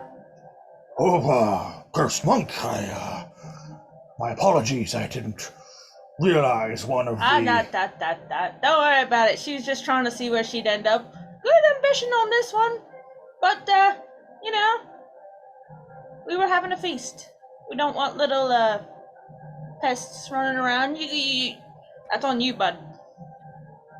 I would appreciate it if you didn't speak of this to... Yeah. Don't worry about her. Just let her train with the rest. I don't want to see this anymore from you. Thanks. Of course, it won't happen again. Trust me, it won't happen again. No, don't worry. You're fine. Cursed monk, are you showing interest in this one? She's intriguing. She wanted to get a peek at the champions. Don't show favor to anyone, you know that. I thought maybe after 10 years, maybe you might take someone under your wing, but I can see not even this one. Maybe if she shows promise, you keep me updated, all right? You tell me the ones that are interesting. Like you always do. Every year. Fine. And he kind of grabs Grim roughly around the neck. Grim, you notice that as his hands touch the back of your neck, his fingers almost touch around your throat. That's how big of a hand this guy has. He's a meaty boy. And he just puts just a little bit of pressure on you and sort of guides you to where you should be. And he leans down and he whispers and he goes, "You're lucky that it was the cursed monk who found you, not me or one of the other champions. You'd be dead on the spot." And he sort of shoves you into the room. What a good bunch this, yeah? Always for Roka. I'll send somebody to fix that door so nobody else bothers you and the other champions. That's a fine. I like to beat it around anyway. And she walks back to her people. And you do. Easy enough. Estrella, by this point, you have been left alone for about a minute or two. And I've been panicking the whole time. The whole 60 seconds. As the fight master returns, he goes, "All right. I think you've had more than enough time to figure out what you're going to do. Hit the damn thing. Make a crack or break your arm against it." I want to be so subtle and average when I do this. I want to cast spiritual weapon. Okay. And I want the spiritual weapon to look exactly like my hand. Okay. So the spiritual weapon is just my hand. I want to punch directly in the crack and see if I can just split it a little bit wider, but like a normal person punch. I'm not She-Hulk. Like I'm an elf. I'm gonna like splinter the thing open. Yeah. I just want to be like, oh damn. Okay, cool. Let's move on. That's the goal. Okay. So you do that. You center yourself and, reach into that part of your soul where you feel the connection to Lunas and where you kind of pull upon your spiritual weapon. And for the second time in this world, you summon it. And again, it feels strange to you. It's almost as if you're trying to swim at the deep end of a lake and you're trying to tread and find their ground as you use upon your magic. But you do grab it and you hold on to it and it's almost like brass knuckles or just a little glow around your fist that's barely perceptible. Grim, you notice it because you sense this Faerun magic coming from Estrella. You can taste the banana flavored essence as she pulls upon her spiritual weapon. That's Estrella. And Do not. I'm allergic to bananas. It's a very unassuming punch, but you've watched Nim do this enough and how she's trained and exercised that you hit a very monk-like stance. You just and just hit this, and just the smallest crack travels up from this point where you make contact. And you kind of hear the others go, oh, and you hear Lafia go, yes, I knew it. And Thog's like, oh, fuck me, nice. But the fight master walks Why up do I like old Thog better? and he inspects the crack and he goes, oh, interesting. Nice, well done. The last time someone made a crack with a simple punch like that was the cursed monk Nimriane Sakuv. Perhaps there is potential for you yet. Get back with the others. You, stowaway, sneak, thief, little horned bitch. Go over. My given name. My government name over here. You walk over to him, and he goes, I expect you to break this piece of wood, or the lash will find its way to your back. And he takes a few steps back. How would you like to hit this piece of wood? Just I thought of that, but I was like, she's not strong. But I mean, she does have a metal arm. Mm-hmm. I'll just use my metal arm and like really put something into it so it breaks to his liking. yeah. Give This- him like a splinter. Like, Okay. Is there any emotion going behind this? Is there? What Yeah. are you doing pissed to off? kind of get this kind of power out? Talk me through it. Probably pissed off at Noon for like everything. but I also have mage hand, Yeah. Ooh. so I could just kind of make it. Use it to take the pressure. Yeah. Okay. Basically, mage hand, let's say, is pretty see-through, but it like encases. Mm-hmm. Same idea as Estrella, basically. Sure. All right. But like, But you're putting a lot of power behind it. yeah. Okay. But She no, knows great things. Roll strength with advantage.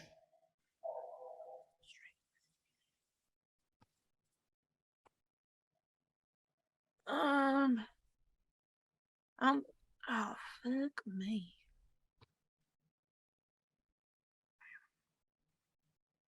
Oh yeah, strength is in the normal screen, right?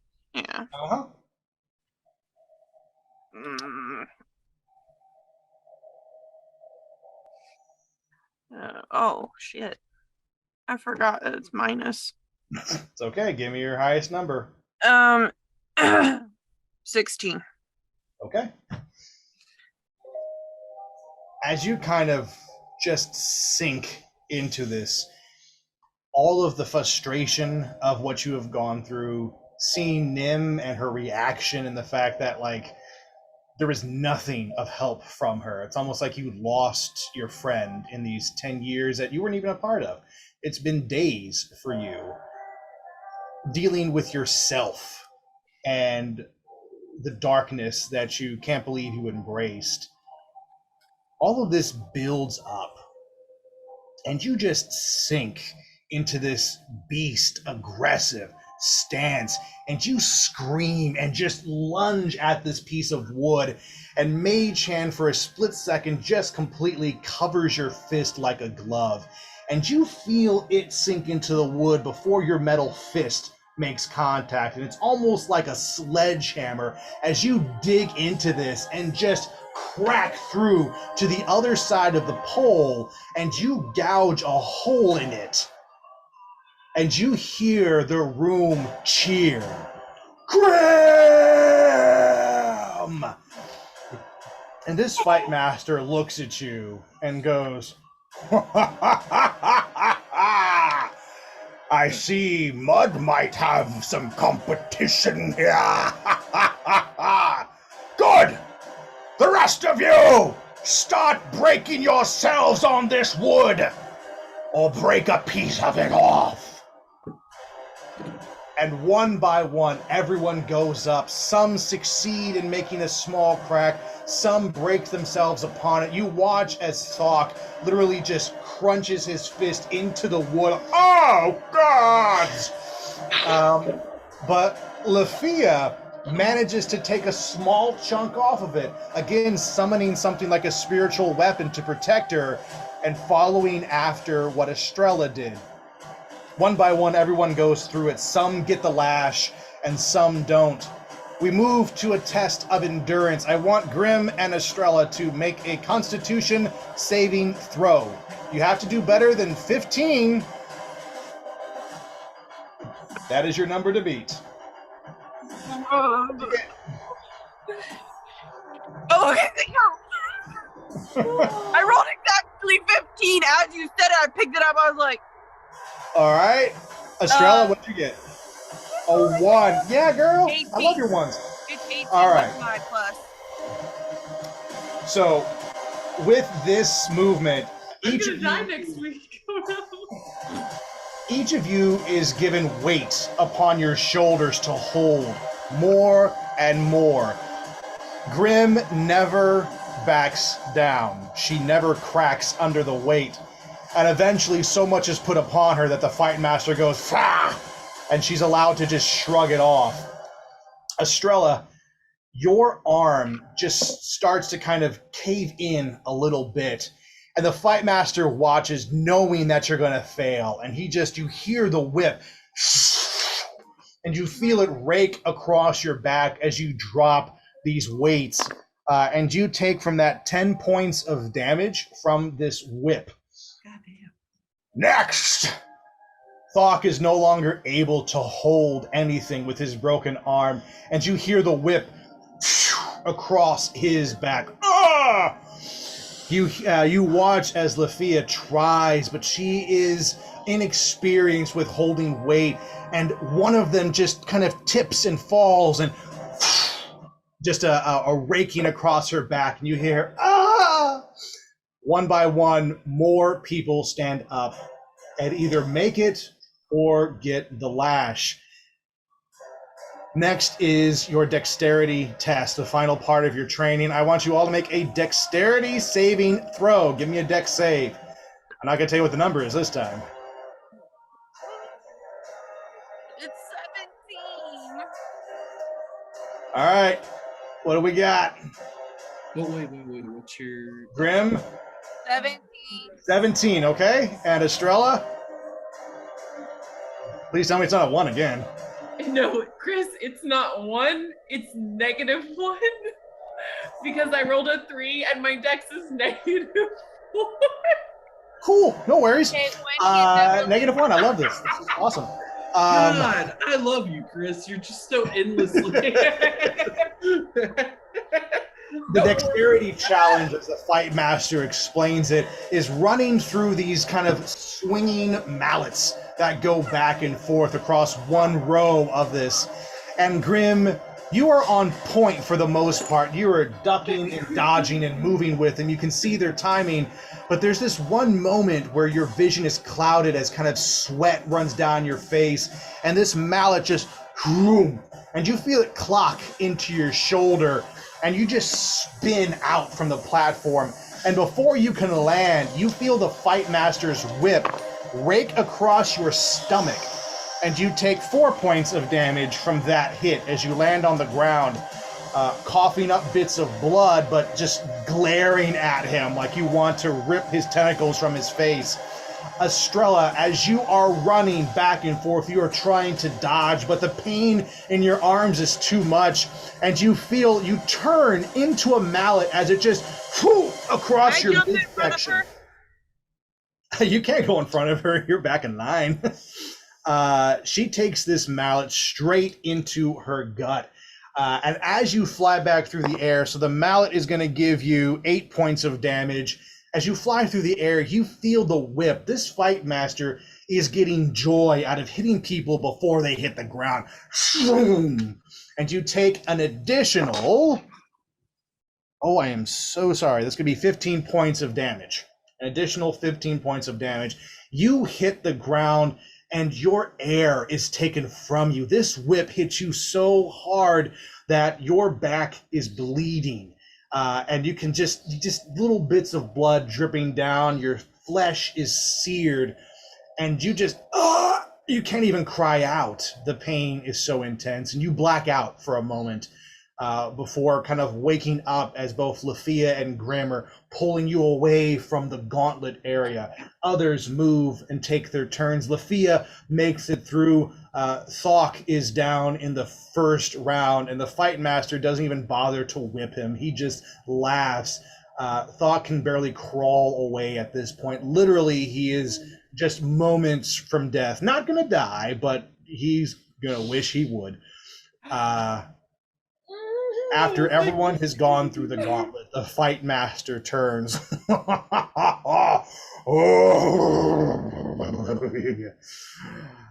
Some of you are fodder. That's wonderful. And he kind of points to Thok. He points to your lizard friend, Grim, the one who has been waiting on you hand and foot. He points to a couple of others. I doubt you'll make it far in the fight, but it should be entertaining nonetheless. The rest of you have potential. You, Grim Mistress. I bet you'll make it quite far. We shall see. I've scheduled fights for all of you this evening. Exhibition matches, if you will. There'll be a crowd. They'll be eager to watch you all fight. It's customary every year to see the new pledges show their worth after their first day of training. You will all be given a weapon and a shield, if you so choose. Grim, Estrella, strength, the fear.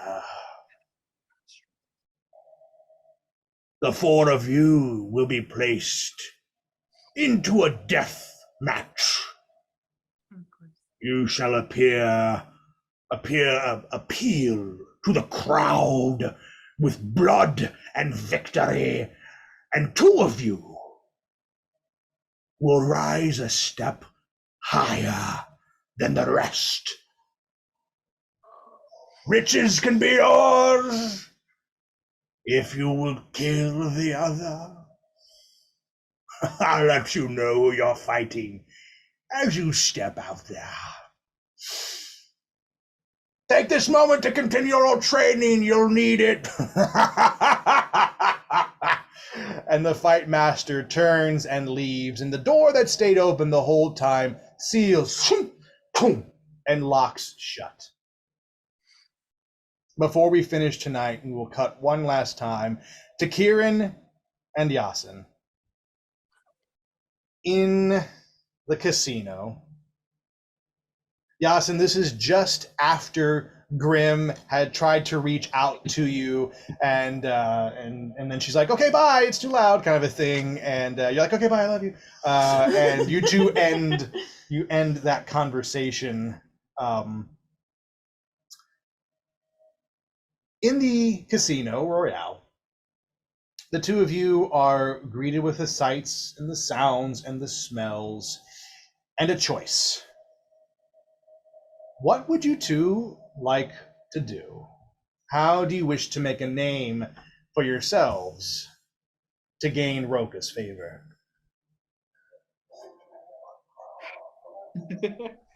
I think, well, we were leaning towards bounty hunting. Okay. That seems that seems kind of the way we should go. If All right. So as you two, yes, Kieran? I was gonna say we're going Asana, who is the name of the character that I'm Asana. portraying. Okay. I like that. Walks towards the bar with intention of grabbing a couple of eyes as she goes in. How are you doing? How are you trying to grab people's attention? Making direct eye contact. I know I have some like scarring, and my outfit is like not necessarily like intentionally seductive or anything like that, but play on the lines of like, you know, hand crossing shoulders of people in the bar, trying to just embrace it as I'm like embodying this character because I know it will pay off later. And then I go and I order myself a drink. Nice. You definitely catch people's eyes and attention with that. And, you know, the crowd is kind of engaged right now in a drinking song, and they're all cheering together, and you're cheering with them. You're just sort of mumbling the words, but everyone is in your corner right now. And as you walk up to the bartender, he's a large green humanoid-looking character. He has some tattoos underneath his eyes on his cheek areas. Short cropped hair, a young guy, and he kind of gives you the eye, like he looks you up and down, like, "Hey, how you doing? I don't think I've seen you around here before. My name is Deck. Who are you?" Darling, I'm just here for business. Okay. darling. I'll sip of the drink and kind of lean in close and say, I wonder if there are any rumors of people of interest. Maybe. I'm a little low on cash, and I need a good job, not any of these little passerbys. Yes, and what are you doing right now? I just watch as this literally completely different person just goes out in front of me this time instead of Yasin in front of Kieran. Kieran Asana goes up to the bar and orders their drink and is just spitting game, and I'm just like just kind of follow by, and I sidle into the seat next to her, just I guess making it clear that I'm with them. The bartender, Deck, he looks at you and he goes, "Oh, I didn't know the two of you were. I got it. I'm sorry. I didn't mean to kind of presume. The two of you strike me as a bounty hunting sort. Is that what it is?" Correct, sir. Okay. Yeah, there are definitely some scores to be had around here. Look, if you're looking for the one that is going to bring you in some money and not piss off Cad Bane, I would recommend going for one of the Black Sun lieutenants. His name is Gavin Gregor. This guy apparently pissed off Roka a couple years back and stole his child. Now, honestly, most people think that the little hotlet is dead. But I've probably heard a couple of rumors or two that say that he's being kept as a ransom. It's half the reason why the Black Suns are here. I guarantee you, if you can capture this Gregor and rescue Roka's son, you'll be in good standing. He holds his hand out.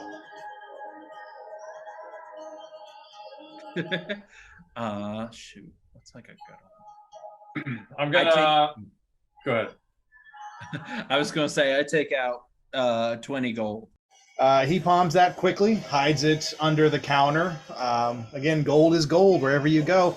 And he looks at you and he goes, last thing I heard, there's a merchant out back at Merchant Row. They sell silks and spices. You can't miss them. It's an Ithorian, the only Ithorian out there. Talk to him. He was the last one to see the lieutenant. That's where I would start if I were you. Of course, you didn't hear any of that from me. And then he leans towards you, Kieran, Asana, and he goes, just kind of whispers, look, if you ever get tired of hanging out with this blue schlup, I guarantee you, once you go green, well, it'll make you scream. I'm out. Very enticing, darling, but I think I'm okay. And I'll just touch one of the glasses, and I'm going to cast a ray of sickness on it, Oh, God. and then walk away. Oh my God, that's amazing. As you all walk away and head into the crowd, you just, out of the corner of your eye, Kieran, you glance back and you see the bartender just grab the drink and finish it off, being the sly turd that he is. And instantly you just watch him kind of and you see these kind of little spots, these white spots kind of appear around his throat and up his face, and the coughing gets worse and worse. But you kind of ignore that and keep moving on out.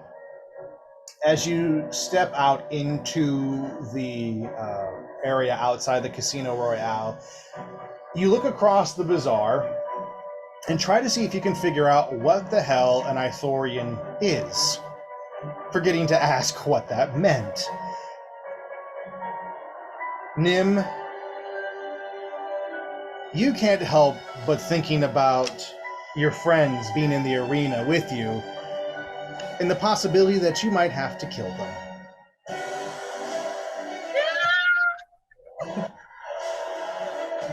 I'm logging off.